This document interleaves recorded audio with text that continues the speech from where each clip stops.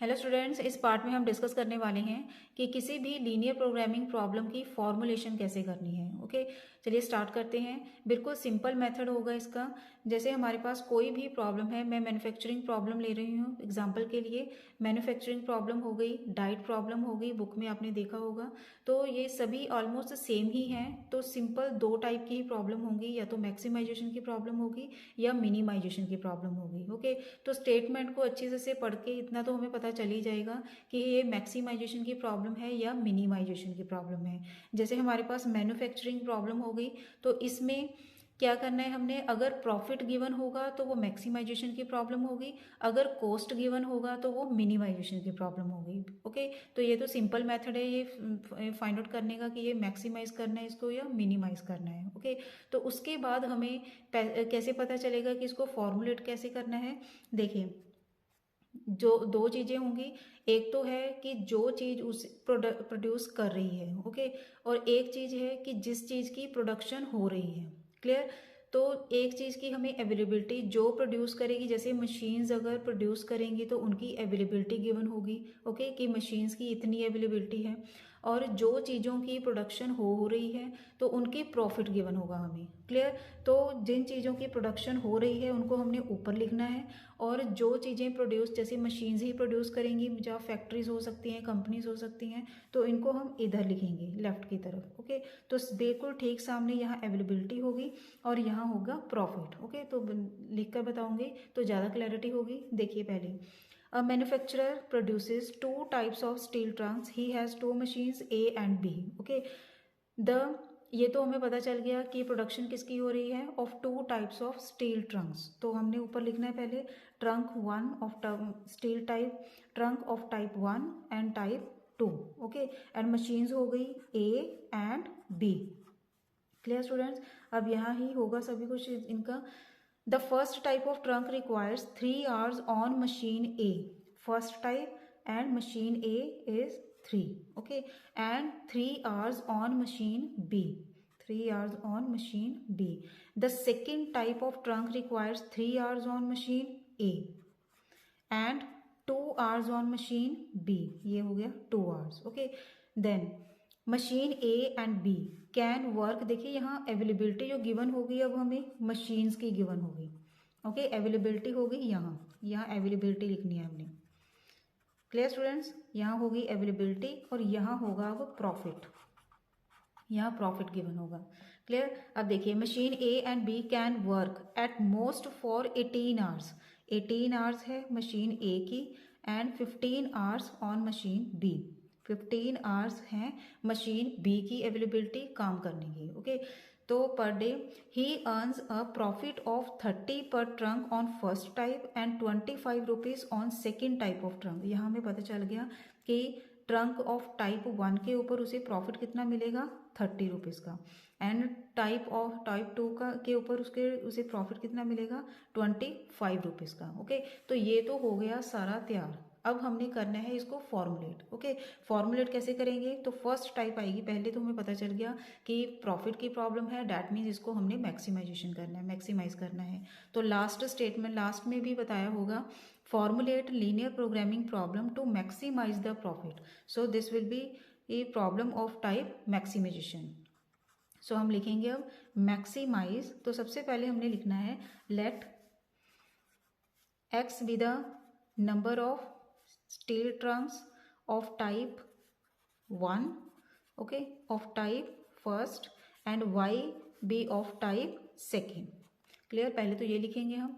Then maximize z is equal to, जिसको हम बोलते हैं objective function. Okay, objective function होगा फर्स्ट नंबर पे। ऑब्जेक्टिव फंक्शन का मतलब होगा कि जिसे हमें पता चलेगा कि प्रॉब्लम को हमने मैक्सिमाइज करना है और मिनिमाइज करना है। तो फर्स्ट हो गया maximize z is equal to, profit first पे कितना मिल रहा है हमें, 30, तो हम लिखेंगे 30 इंटू एक्स प्लस, और टाइप 2 के ऊपर कितना प्रॉफिट मिल रहा है हमें, 25 rupees, 25 into y. Okay, then होगा सब्जेक्ट टू कॉन्स्टेंट्स, इसको हम बोलेंगे subject to constants.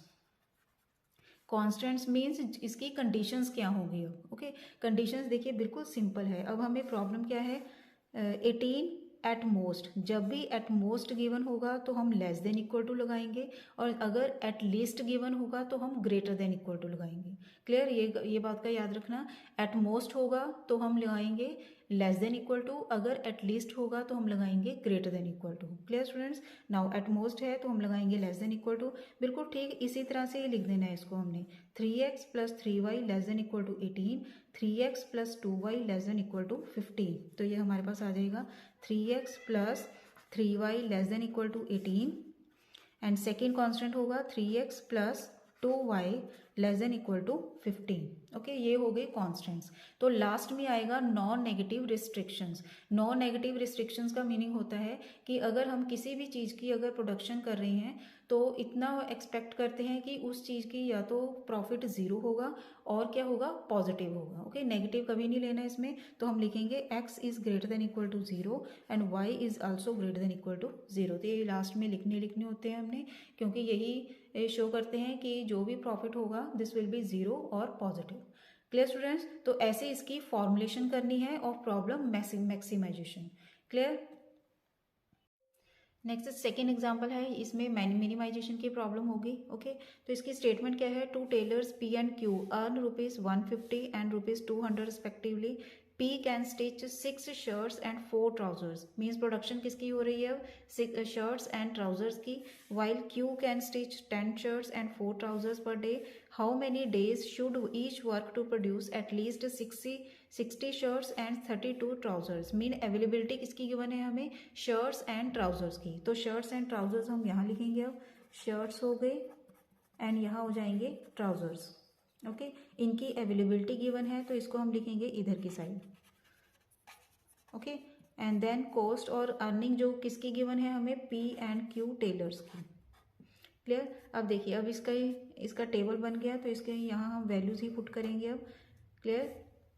Now P can stitch 6 shirts 4 trousers, 6 shirts 4 trousers, and while Q can stitch 10 shirts 4 trousers, 10 shirts 4 trousers. Okay, how many days should each work to produce at least 60 shirts and 32 trousers? तो availability क्या है, 62 shirts and trousers कितने हैं, 32.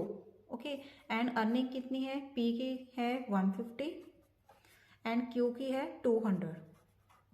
हो गया clear, ये हो गया टेबल कंप्लीट। तो हमने फॉर्मुलेट कैसे करना है, लास्ट में हमें गिवन है।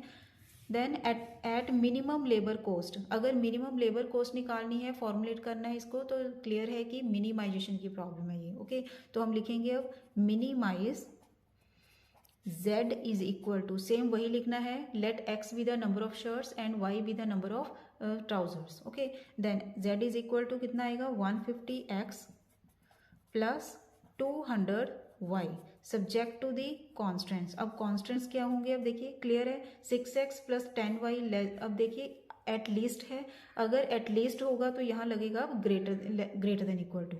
ओके, अगर एट मोस्ट होगा तो लगेगा हमारे पास लेस देन इक्वल टू, अगर एट लीस्ट होगा that means this will be greater than equal to sign. Okay, तो ये बनेगा 6x plus 10y greater than equal to 62। Next है 4x plus 4y greater than equal to 32 and x and y both are greater than equal to 0। Clear students, means इसमें हो गया constants, minimisation की problem होगी और x and y आ गई। Clear students, ऐसे इसको हमने फॉर्मुलेट करना है और एग्जांपल्स भी अगर करके देखेंगे आप तो बिल्कुल सिंपल होंगी। ये एग्जांपल्स भी मैंने ISC की ही ली हैं, जो एग्ज़ाम में आई हुई हैं एग्जांपल्स, बिल्कुल सेम ऐसे ही एग्जांपल्स आती हैं इसमें, बिल्कुल सिंपल, जिसको आप इजीली सॉल्व कर सकते हो। बाकी प्रैक्टिस के बाद ही सॉल्व करनी आएंगी आपको। आई होप आपको ये टॉपिक समझ आ गया होगा, how to formulate any LP linear programming problem. Thanks for watching, खुश रहिए, पॉजिटिव रहिए।